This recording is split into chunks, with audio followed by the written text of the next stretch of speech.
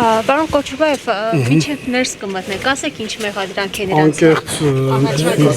բաներ, սպասեք։ Ես փաստաբան գաղափար չունենք, հիմա կծանոթանանք մեղադրանքին, միայն գիտենք խոզարկություններ են եղել, խոզարկության որոշման մեջ մի անհետ պատմություն է նկարագրված,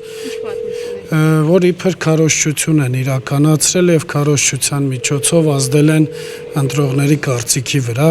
Հիմա ես չեմ պատկերացնում ուրիշ ինչ ձև պետք է իրականացվի նախընտրական քարոզչությունը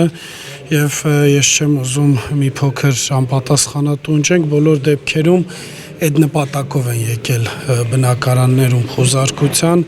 որովհետև քարոզչության միջոցով ազդել են ընտրողների ազատ կամքի վրա, բայց թե ընտրությունը հենց ենթադրում է դա, որ քարոզչության միջոցով ազդես ընտրողի կամքի վրա։ Հիմա ստացվում է նախընտրական քարոզարշավ չպետք է մնացածը ծանոթանանք մեղադրանքին նոր Իսկ ձեզ հայտնի է քանի հոգի են անկեղծ շուրջ 10-ի մասին ենք